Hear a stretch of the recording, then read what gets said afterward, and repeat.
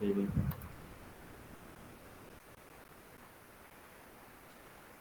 So today we are at calculus. Are we able to discuss the ellipse already? Not yet. Not yet po. 10A.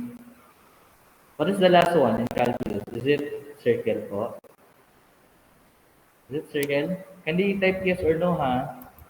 Because I'm fixing things because there are some things to be cleared on our way.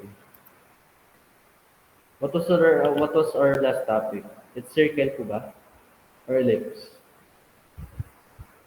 Then a circle. Okay po, sige. So with that, let's have this one.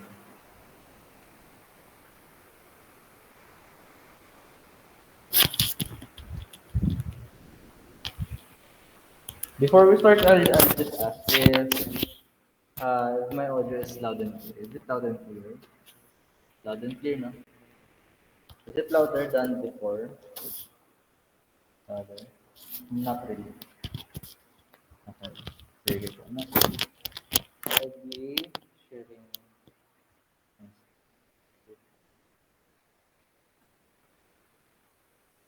lips.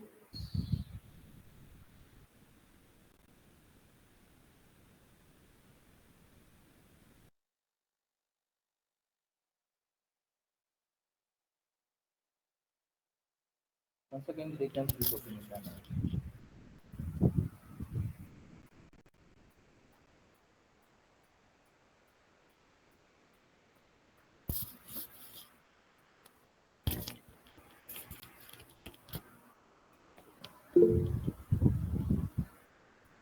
Yes po. Yes po. Because we are going to do something else, alright?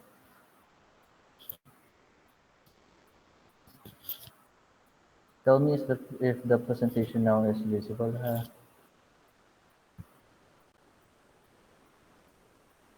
Okay. Is it visible already?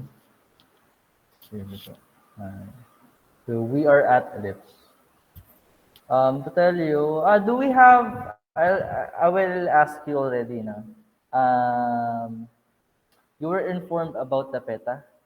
I did ask. I did tell things already with Nathaniel. Nathaniel, were you able to tell them the information that you've got last Friday about the PETA? About the Uh, question po, digital yes. art, Yes. Francis po as tao po, I think po. Okay. Sige. So, I think Pawi is here, or Aldea. Pawi, give me, gave me a list, no? A list for those people who are fond or who knows the digital arts. Um, for the list, this week ha, Aldea, Manipon, ano, Pawi.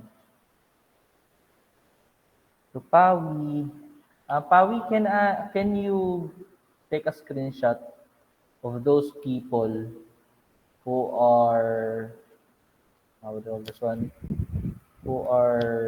who did answer or who did vote for no in this? Okay, I will be getting that list. Just kindly to screenshot and send it to me right now. With regards to the digital art, okay. So as I noticed, there's a lot of you doesn't know uh, about the doesn't know how to make a digital art.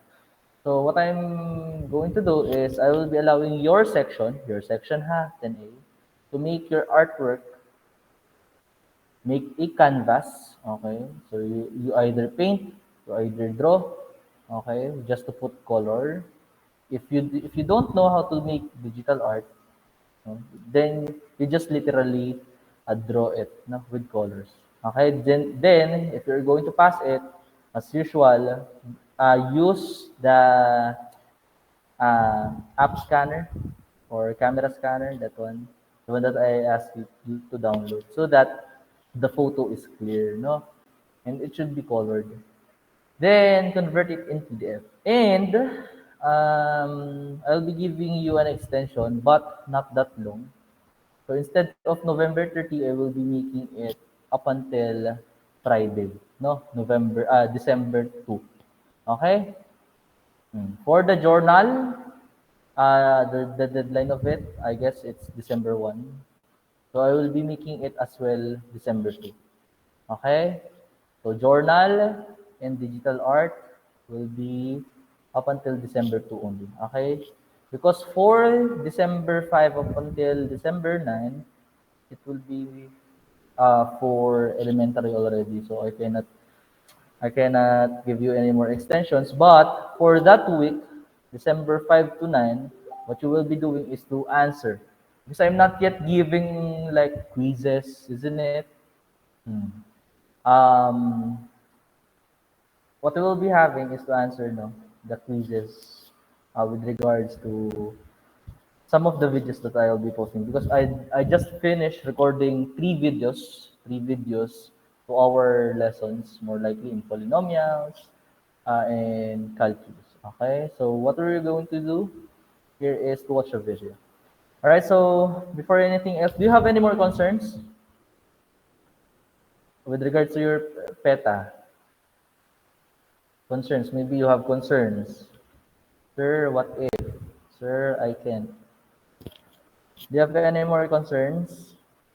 Sir, sa paper po, yes, if I will be allowing you because a lot of you doesn't know how to make digital artwork, no? So I'll be allowing you to make your artwork in a bond paper, no?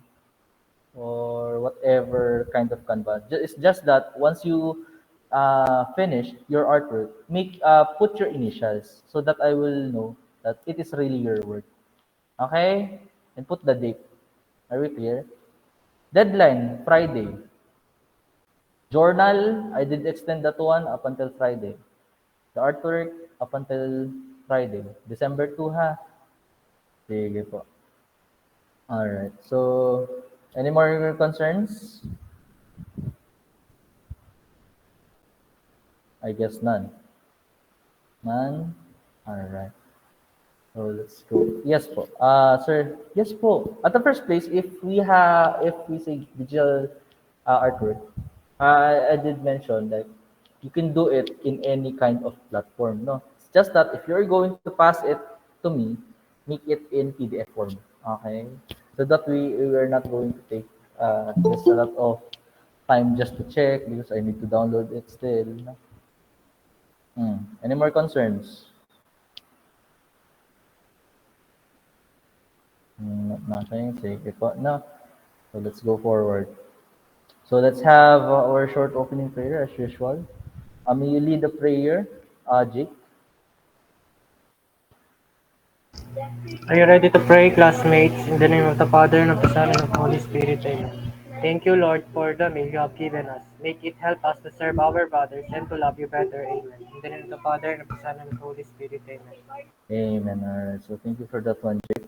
So what we will be having for today is I will be presenting a video. This is the recorded video, so that later, if you are going to watch, you're just going to continue the video. Okay. All right. So let's have it already.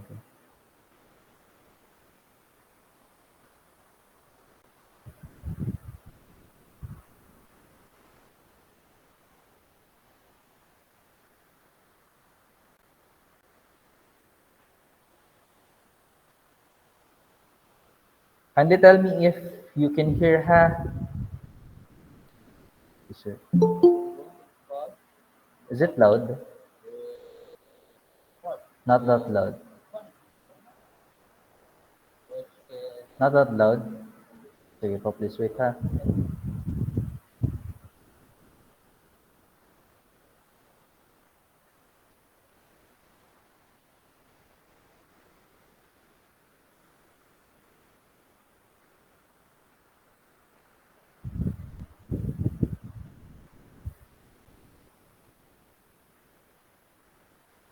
Please wait.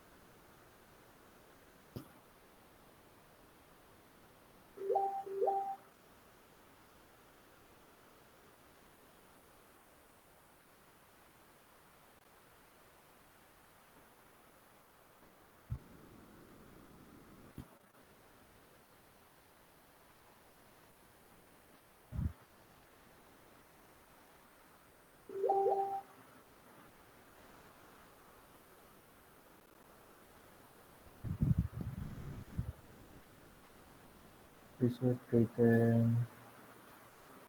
All right. So what are we going to do? I will be teaching you already the things that we are going to discuss. But this recorded video that that I recorded, no, please continue watching once we are not yet finished with this one, ha? Yun po. So that we are not going to have this kind of dead air. All right.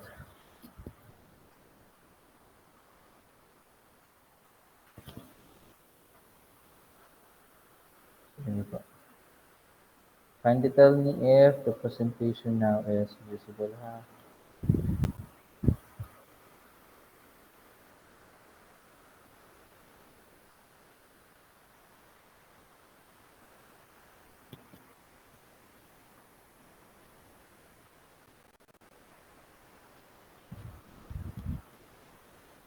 Yun. To tell you, this Thursday, isn't it that we have set of people who are required to attend the what do you call this one? The enhancement classes. We only have two from your section. There's a lot from your section, ha? So what we will be having in Thursday, how many in this section has their club up until 2 p.m.? 2 p.m. I guess. Yeah, 2 p.m. Anybody here was club up until 2 p.m.? Thursday, ha? Thursday. None? None. Up until what is your club? 140 only? Only 140? Sige po. So, by Thursday, yes, right. Thursday 1, it's 1 already. Because for this week, we are going to have the discussions for calculus. That's what I'm planning. Even though it's your advanced math, I'm planning to make it your calculus. So we are done because on advanced math, on what part of advanced in what lesson already did we stop? 10A. On what lesson did we stop in advanced math?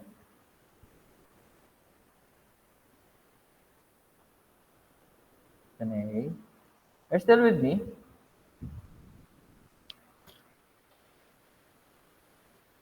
10A. Real and imaginary numbers. Okay. Finding the roots. Sige po ha. Okay, straight.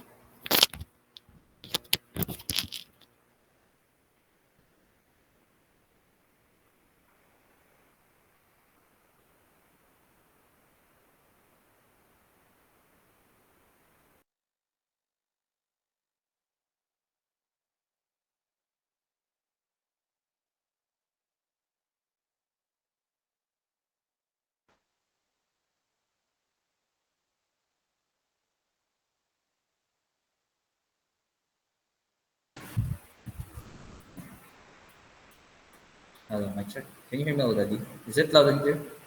Loud and clear. Sige po. Kindly tell me if my voice, chat in the chat box if my voice got dismissed.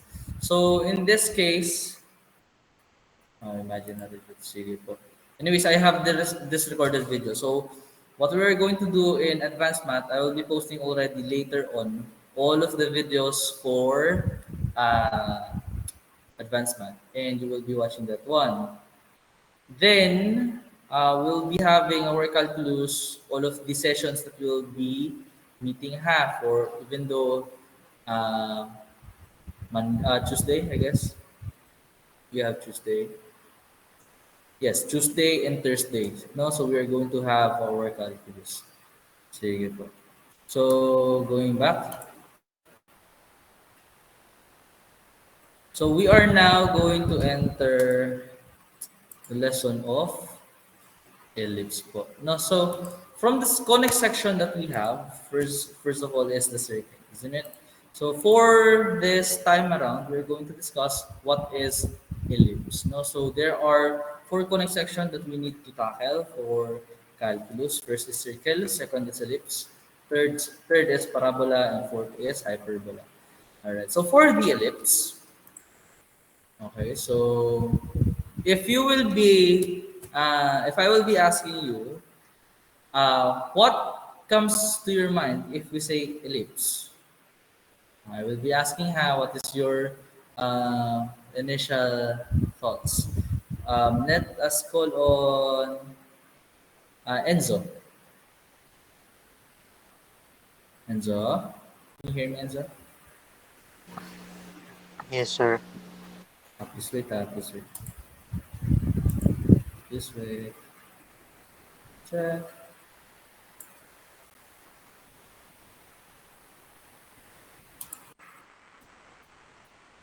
Would you mind to speak again once again, Enzo? Low po, sir. Because please wait.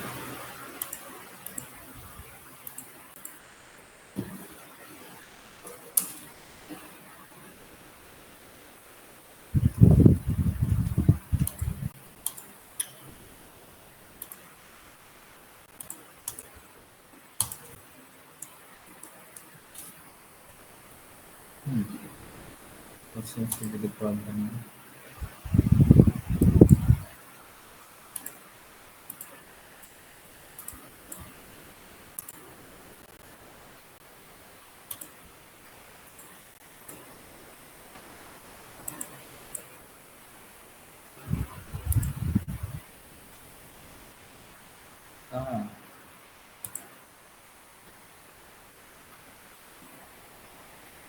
Ah, no, no. Please wait.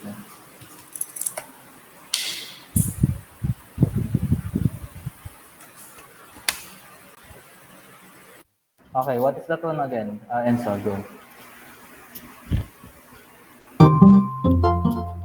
Go, Enzo. When I hear the word ellipse po, Yes, po. it's I when I hear the word ellipse po, sounds similar to eclipse po when we are talking about the moon Mhm. and the sun overlapping po.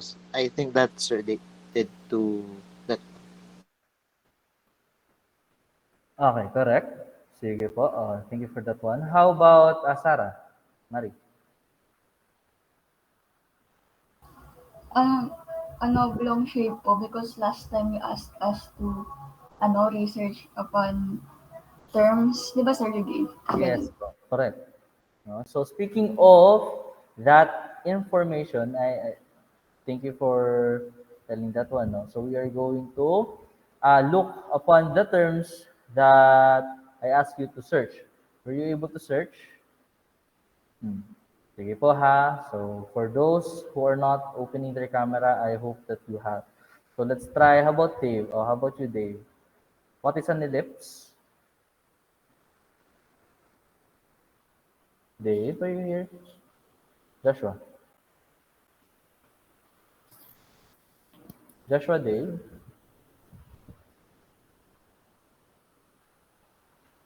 Grade 10, you know it already had the survival of the fittest. Whenever you are not responding, I'm going to pick you. Joshua, Dave,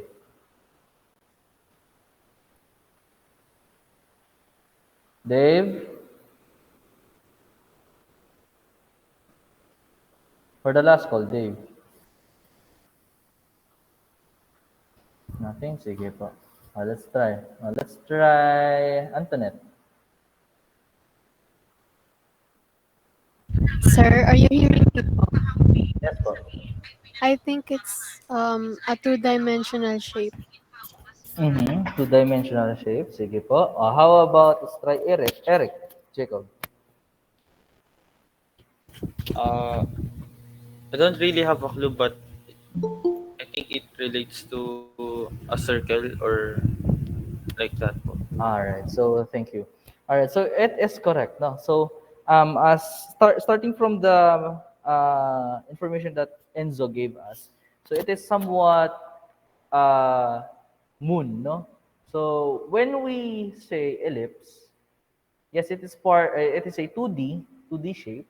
2D figure wherein there is two reference points and there are parts, no, as like just like a circle have parts. What are the parts of circle? We have the center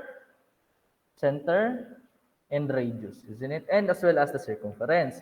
Now, as well as the diameter, maybe you're going to tell. Now, if we're going to talk about ellipse, it is what we call as the stretched circle.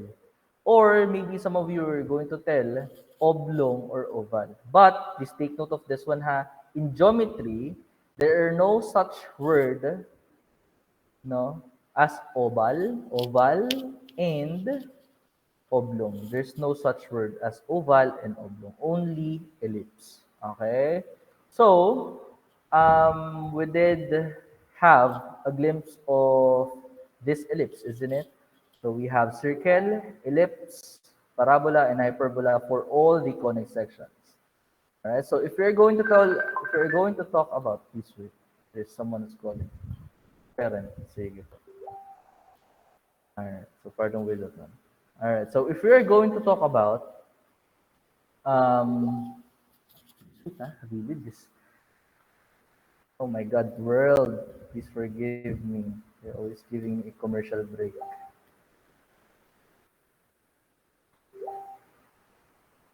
Wait, man.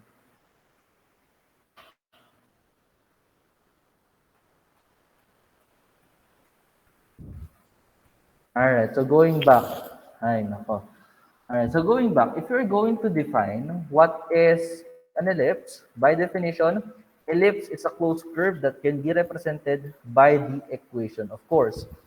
A circle has an equation, no? So we were able to graph a circle with an equation, isn't it? So we have two kinds of equation for a circle. So basically, we also have an equation for the ellipse. Okay, so of course, we cannot graph ellipse without the equation, but there is uh, there is part of that equation. What is that part of that equation? Of course, the parts of the ellipse. So, what are the parts of the ellipse? We have foci, vertices, major axis, minor axis, principal axis, conjugate axis, and intercepts. So, maybe you're going to tell me it's not foci, sir. It's foci. It's foci. It's foci.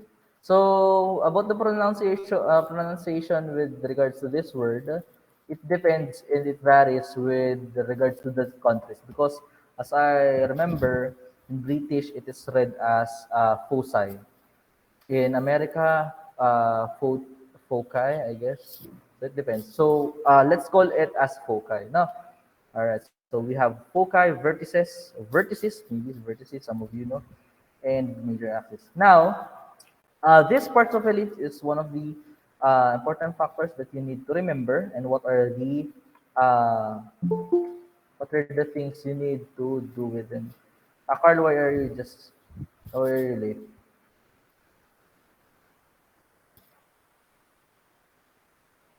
Carl,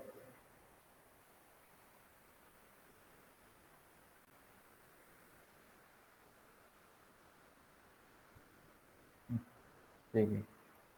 All right. So we have foci versus major axis, and we need to know what are the purpose of these parts po. And what are those, of course. Okay. So let's start with foci. Foci of the ellipse. These are the two reference points. If you say two reference points, this is the points where we are basing from the ellipse. So we cannot have the graph of ellipse without the two reference point. Okay? So as what they call this one? Who's this one?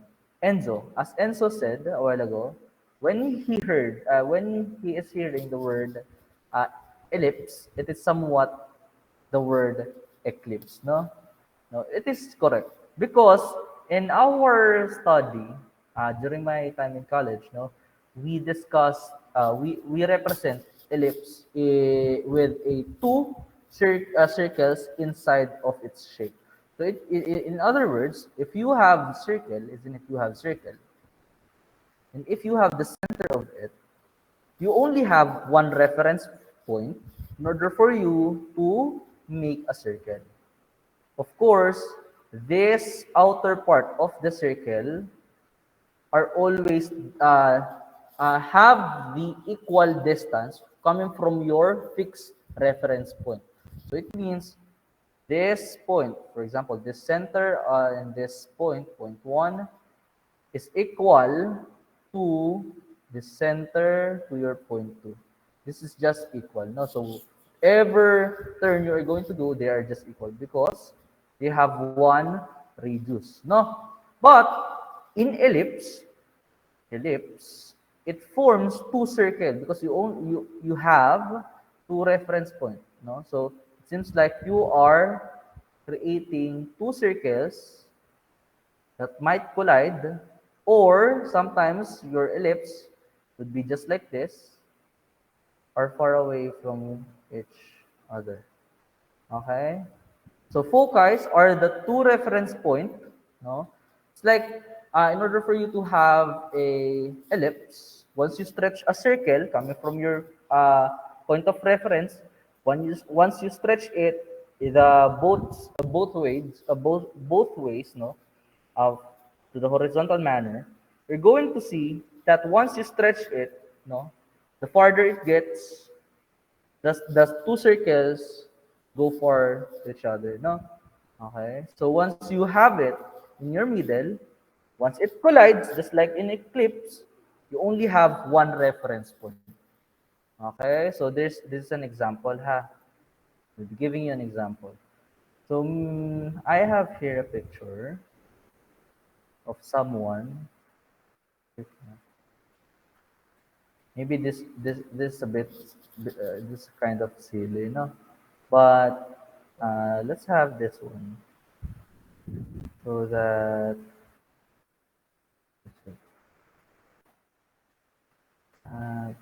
all right. There you go. Okay. So in ellipse, let's just try to tell that this is a picture, no, of a what you also want. What are you tying in your hair? The tie. What do you all this one? What do you call to that ponytail? No, no. When you have a ponytail, once you stretch it, the farther that you get from your two fingers, no, the two reference point serves as your reference. The two point, the two fingers that you are placing in your ponytail serves as your reference point. So the farther you stretch, the thinner your ellipse becomes, no? But when the two reference points collide, it forms a circle. So just like in your ponytail. Okay? Sige po. Alright, so what else? So we also have vertices. So a vertices is two, no? So when we say vertices, it is in plural word, and the singular of that one is vertex, no? So a vertex of ellipse is the point of intersection of the ellipse with its axis. A while ago we have this ellipse. So let's just say this is your ellipse, and this is your reference point. Now, this is what we call foci. Now, from your foci, one reference point, we call the single reference point as focus. Now, from your foci, what we call in this outer part or the graph itself of your ellipse is what we call as locus. Locus, no? Locus, if you say locus, no? So locus, no, has the equal distance coming from your fixed reference point. So it means, for example, you have a point in here. This is your focus 1. This is your focus 2. And this is your point 1. Whatever the distance, no, from your focus 1, from the segment of focus 1 and point 1, in the segment of point 1 and focus 2, let's just say the value of it is 2a. Okay? So the magnitude, if we say magnitude, distance only, that one, ha, don't get confused.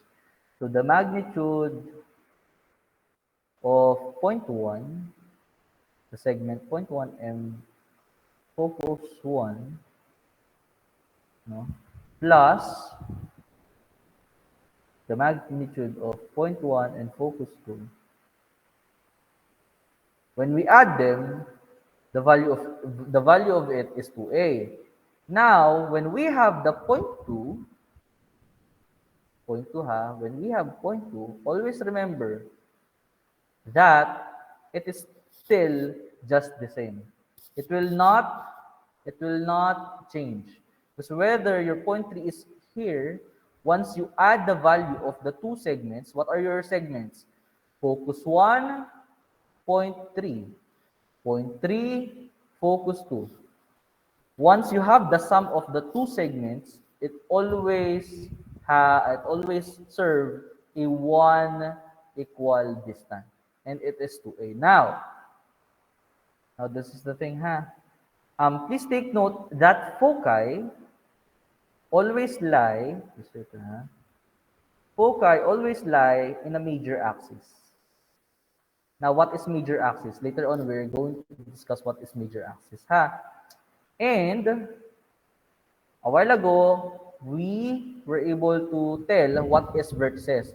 A vertices is, let's go back, ha. Vertices is the point of intersection of the ellipse and its axis of symmetry. No? So it is the point of intersection of your locus and axis of symmetry. So later we are going to tell what is axis of symmetry. So axis of symmetry, there are two axes. No? So we have the x and y axis, or major axis, minor axis. Okay, so we're going to talk about that one. So in this case, the point of intersection is that there is, if you say intersection, what is intersection, Francis? When two lines intersect po, the point po. Or they just meet, no, in one specific point. So a point of intersection is our vertex or vertices, no. So if we have two vertex, it is vertices, no. But aside from this one, later on we're going to talk about another kind of vertex, no? So this is what we call as vertex, no, or vertices. Okay. All right. So with the vertices that we have, please take note that there are two kinds of axis of symmetry and two distinct points. What is the axis of symmetry? Later on, we're going to show, no? And please take note that there are always two distinct points in each axis of symmetry. Okay, so what are those axes of symmetry? Okay, so here's the axis of symmetry. If you say axis of symmetry, we have what we call major axis and minor axis. So what are major and minor axis? So we have the major axis, which is the longer one, and the minor axis, which is the shorter one. Okay? So, Sir Jai, what is that longer one and shorter one? Isn't it that if you have a Cartesian plane, how do we graph a circle? Isn't it that there are two formula? When the center of the circle is at the origin, so your circle could be found in here, isn't it? Because your center is at the origin. And the other one is that when the center of your circle is not in the origin, you have H and K, isn't it? So same goes by with ellipse. When the center of your ellipse is in the origin, let's just say this is a perfect ellipse. Just try to imagine. I know it's hard to try to imagine, but try to imagine it's center already. Okay, so when you have the center of your ellipse, yes, it forms axis, no? You have x-axis inside the ellipse and y-axis inside of the ellipse. But what if the center of your ellipse is not in the origin? It's within the first quadrant, no? It could be in here, fourth quadrant, okay? So the axis of symmetry is that it is the axis inside the ellipse or the figure itself. So in this case, you could have the axis itself within that figure. Okay? So for example, if we say major axis, which is what is our major axis? That is the axis that has the longer one. Okay? So this is our major axis and this is our major axis. Okay? So what is our minor axis? Minor axis serves as the shorter one. So this is our minor axis, and this is our minor axis. Okay? All right. So those are the axis of symmetry. So if we say sa axis of symmetry, most likely, in an easy manner for you to understand what is axis of symmetry, that is the axis where you are referring. Okay, later on you are going to know what is that referring thing. No?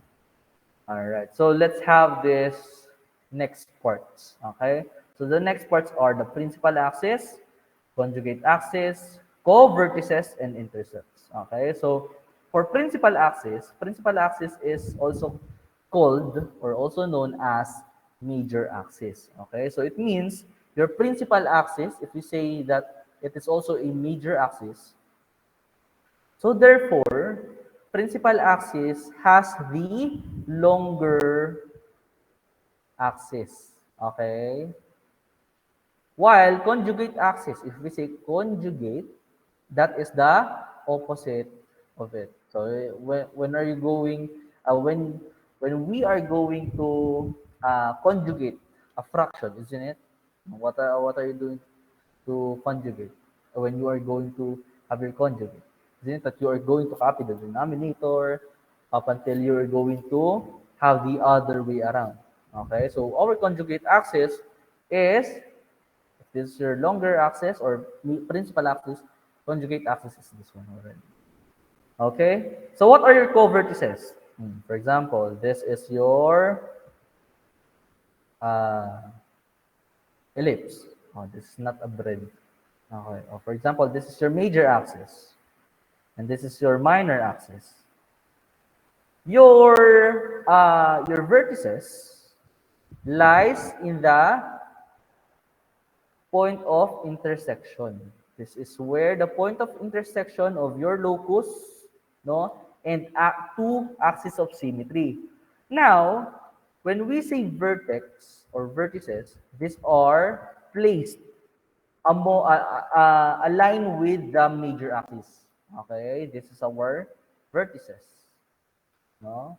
And our co-vertices or intercepts, this always lies within the minor axis. Okay, please take down notes. So we could easily find that the co-vertices always lies at at minor axis. Then our vertices always lies at major axis.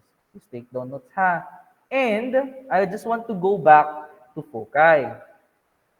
Foci are always equidistant to each other. If we say equidistant, they have the same or equal distance from the center of your ellipse. So if you have the value of uh, 4 coming from your center up until your focus, so same goes by to the other side. You have the distance of 4. Okay, they are equidistant. And you only have 2 focuses. Okay? You don't have 4. You cannot make focus here. That's not possible. Because when we stretch the ellipse, you only have 2 reference points. Because if you have also another 2 reference point above or the other way around, it's not ellipse anymore. Okay? All right, only that one. Now, let's focus here in principal axis because this is the most used term. Now, let's just say this is your ellipse. Okay, so these are your vertices. This are your vertices now. This is the center. This is the foci. And this is the major axis. And this is the minor axis. All right. So because we tell it as the major axis has the longer length of axis. Now, um, a while ago, from the parts, no, we just showed that for foci there is letters. Vertices there is letters as well as the intercepts. Why? Because this is one of the important factor in order for us to graph and plot the points. Now, for foci we have C, vertices we have A, intercepts we have B. Okay, once again, foci C, vertices A, intercept B, or co-vertices ha. Sige po. All right. So if we have A, which is our A, what is our A? Let's try Moira.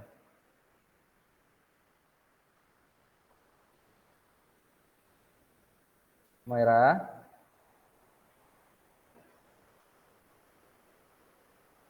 Moira. Last call. Jello, Moira. Roneta.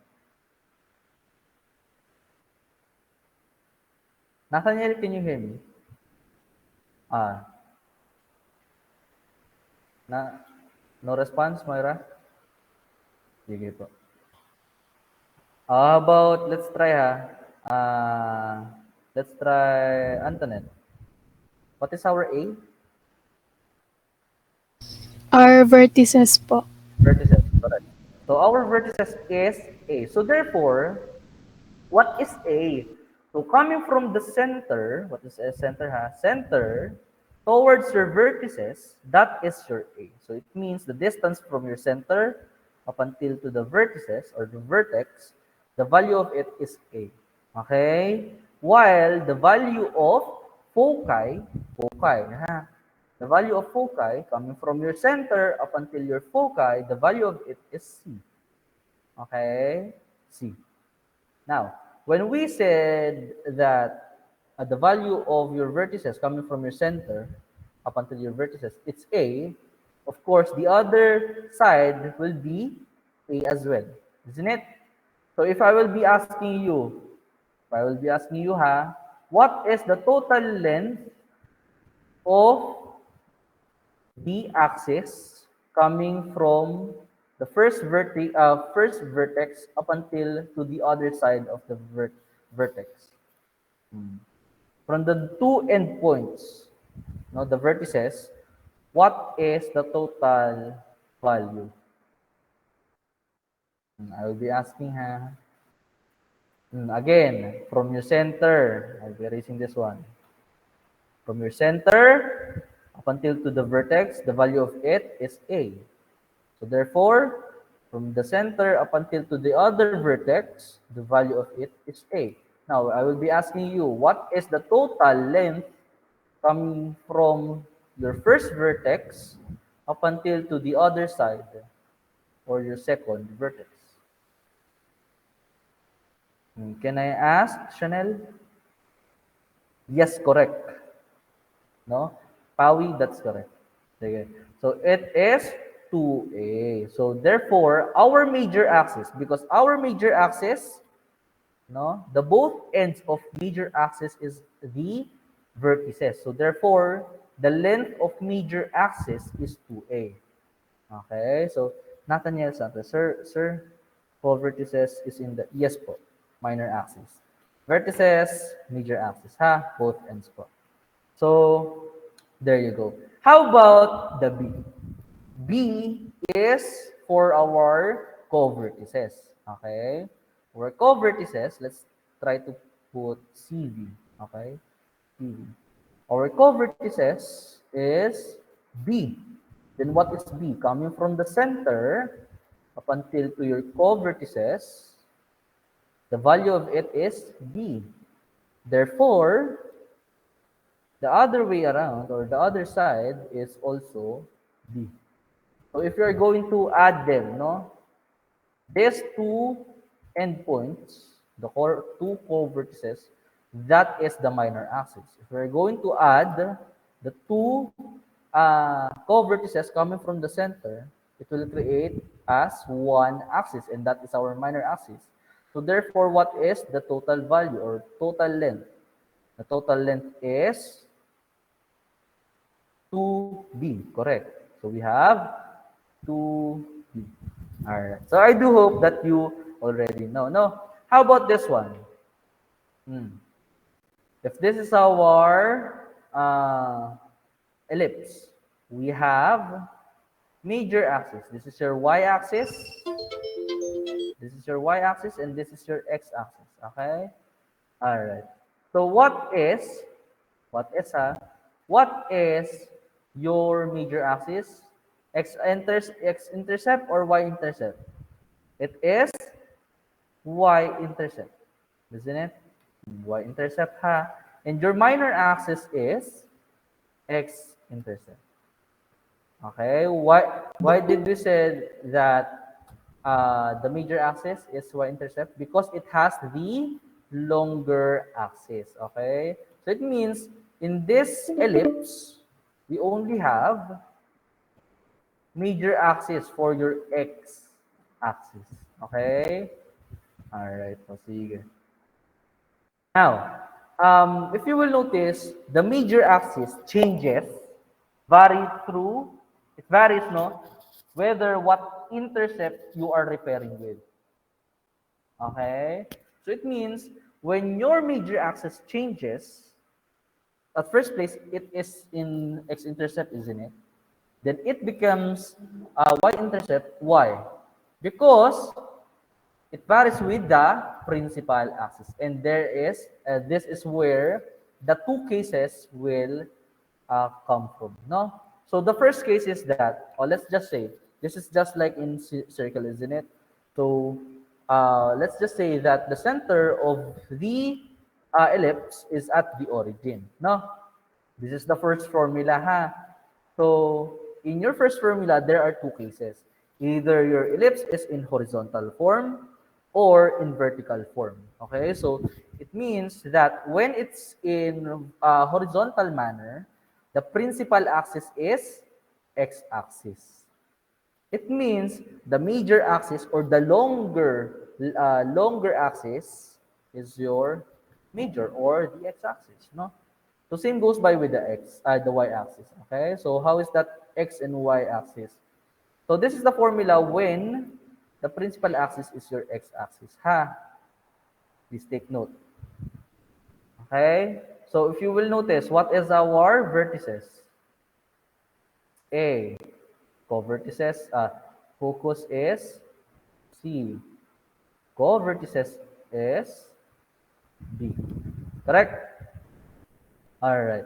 So your vertices is A. And we mentioned that vertices are the endpoints of your major axis. It means if your major axis is the longer one, so it means the vertices lies on the bigger number. No, so it means this is your bigger number. Oh, this is your bigger number. This is your A. So your principal axis is at X. No, it is within the X. So when we have B, it is our co-vertices, and it lies, no, in the ends of minor axis. So therefore, if you have x-axis, that is your major axis, no. Your minor axis will be y-axis. Okay? I'll be giving you the other formula for when the principal axis is y, ha. Later the example. Quick example. This is the formula when the principal axis is y-axis. So if you will notice, the vertices, no, are within the y. So therefore, it only indicates that your vertices or the principal axis is at y-axis. Okay? So it seems like your ellipse is in this manner, isn't it? Because its major axis or principal axis is y. Okay? It has the longer side. It has the bigger value. Okay? And your short-term value is b. So therefore, your x is your minor axis, x. Your y is the major axis. Okay? I'll be teaching you this concept. As I noticed, this one the quicker thing for you to understand. No. So in this case, if this is your x-axis, if this is your principal axis, which is x, so your ellipse forms in this manner, horizontal manner. So you have the greatest number or the larger number, no? This is the major axis. All right. So let's have it already. So let's have an example. How are you going to plot this one? So let's have the example when the center of your ellipse is at origin. Let's just say already origin, center is equal to 0, 0. Isn't it? If you will notice, the only difference of this formula from the formula of your 0, what is the formula of 0? The formula of 0 is r squared is equal to x squared plus y squared. That is the formula when the center of your circle is at the origin, isn't it? The only matters is that when the center of your circle is not in the origin, it adds with the h and k, correct? So it will become x minus h squared plus y minus k squared. Do you remember this one? And you have the radius. But in this case, you don't have radius. So you only have 1. For you to remember all the formulas, you only have 1. In this case, 1. Then what are these things? And that is the parts. Okay? So how are you going to know which is A and B? Which is larger, 25 or 16? 25. So if 25 is larger, then therefore, that is the major axis. Okay, that is the major axis. So therefore, it is in x-intercept. So your V or vertex is A. Your focus is C. Your co-vertices is B. Then let's just say A squared is 25, correct? Because the formula is over A squared, then B squared, correct? Now, if we're going to plot that one, it's 25. This one, the B squared is 16. We're going to find the value of A and B. So the value of A is that we're going to square both numbers, no? So in order for us to remove the square of each sign, no? All right, so what is the square root of 25? It's 5. We're just going to remove the square of A because we only need A, not A squared. Isn't it? That is the value of vertex. So, the square root of 25 is 5. We have the value of A already. How about for 16? The reason why we put radical sign in B squared in order for us to remove the square of your B because we only need is the value of B. Okay? All right. So same goes by. We're going to square 16. What's the square of 16? Square is 4. All right. So your B is 4. And with that, we could now tell that the value of it is 5 and 4. How about C, Sir Jai? C. This is the formula for C. This is a bit different. In order for us to find the value of C is, we're going to have C squared is equal to A squared minus B squared. Okay? Minus, Then, what we only need in here is only C, not C squared. So what are we going to do? we're going to put a radical sign in both sides in order for us to remove the square of the c. It will become c is equal to the radical of the square of a squared minus b squared there. All right. So what is our a squared? A squared is 25 minus b squared. What's b squared? It's 16. So 25 minus 16, the answer is 9. So the square root of 9 is 3. Correct? All right. All right. Grade 10. I'll be sending the recorded video already. We are about to time. We're about to end already. So with that, I hope that you will watch that one. I will finish already. I will just upload that one. Okay? It is much easier to understand. I swear to you. Because I really focused on that recorded video for you. Okay? So with that said, do you have any more concerns with the PETA? None? Don't worry, the calculus is just easy. Swear to you. Just to remember the formula from the circle. If you have the formula of the circle, it's all basic. Okay? Only that one, Without anything else, may I request everyone to please open your camera? 5 seconds. 3, 2, 1, smile. Bye.